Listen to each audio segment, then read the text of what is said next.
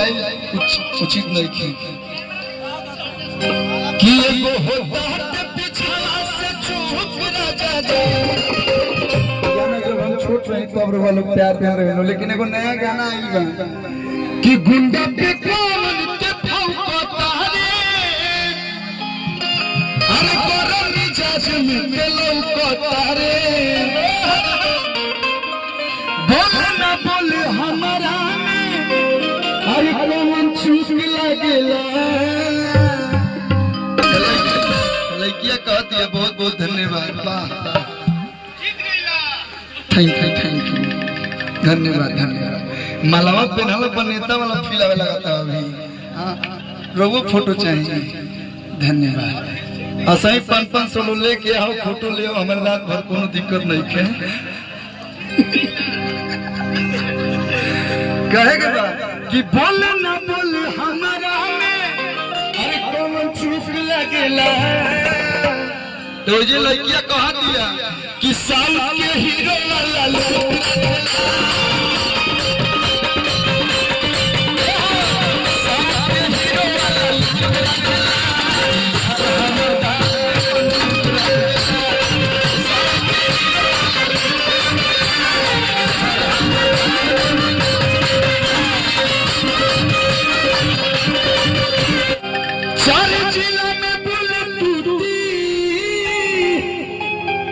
अरे अच्छा इलाहाबाद है ना भैया लेकिन हमारा ऐसा कहा लगा था कि कुछ लोग बिहारों के में मिक्स बना हलवा सुना के बुझा गया कहे के बा कि चार जिला हीरो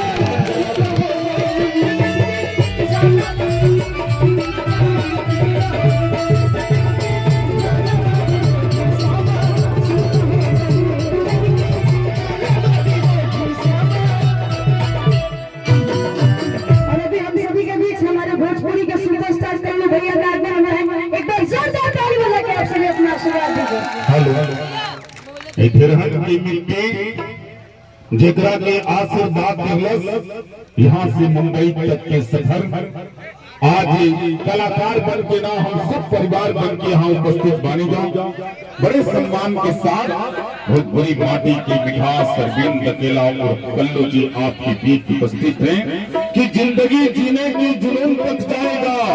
ये बिरहट की मिट्टी है साहब, जिंदगी जीने की जुनून तक जाएगा। आदरणीय श्री संजय भूषण पटियाला भैया के पिताजी से कल्लू जी को आशीर्वाद मिल रहा है, प्रणाम करेंगे तो संस्कार है, ये सम्मान है। मैं चाह रहा हूँ कि जोरदार तालियां बजाकर आप सब लोग आशीर्वाद दें। बहुत बहुत अभिनंदन, बहुत बहुत स्वागत। आप सबकी गरिमा में उपस्थिति को मैं प्रणाम निवेदित कर रहा हूँ। आज आसू बाबा को मैं आमंत्रित कर रहा हूँ। आसू भैया हम लोग के बड़े भाई राम और भरत की ये जोड़ी, ये दोनों जोड़ी के लिए एक बार जोरदार तालियां होनी चाहिए। प्रदीप भैया को भी मैं अभिनंदन स्वागत आमंत्रित कर रहा हूँ आपकी गरिमा में उपस्थिति। हेलो विमल भैया, हर घर घर में माँ की पूजा हो ऐसा संकल्प उठाता हो, दुनिया की हर माताओं के चरणों में शीश झुकाता हो। बड़े सम्मान के साथ आज मुझे लग रहा है कि आर्यन बाबू अपने पूरे टीम के साथ यहाँ उपस्थित हैं।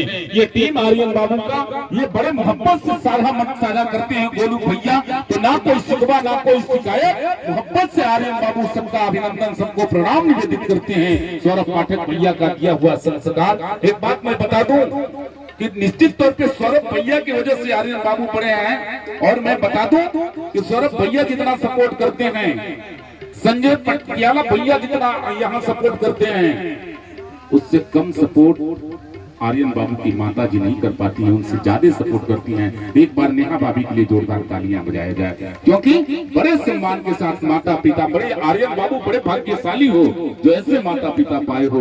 निश्चित तौर पर मैं सम्मान करता हूँ विमल भैया से। मैं चाह रहा हूँ कार्यक्रम को आगे की तरफ चला जाए। बहुत बहुत धन्यवाद। और आपने माँ के ऊपर चर्चा ही कर दिया तो 2 लाइन माँ के लिए बनता है। आइए एक प्यारा सा गीत, कहना क्या है कि जग में माई बिना के हुआ,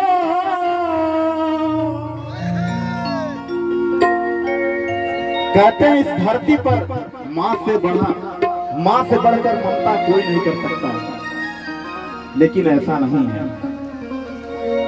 जितनी चिंता माँ को रहती है उतनी चिंता पिता को भी रहता है। तो लेकिन माँ की बात है तो कहना क्या है कि जग में माई बिना के हुआ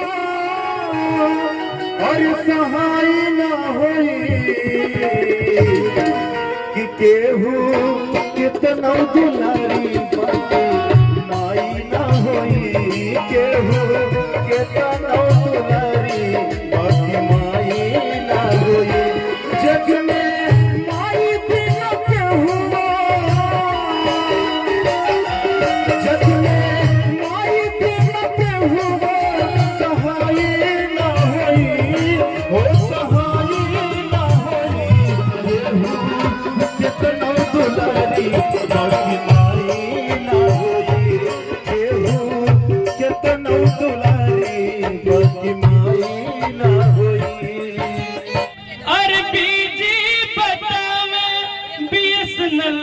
फनवा सैया हो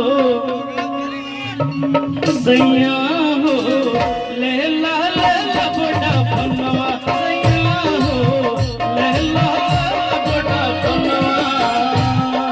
बीजी बतावे बीएसएनएल के फनवा सैया हो, ले ला बड़ा फनवा सैया हो, ले ला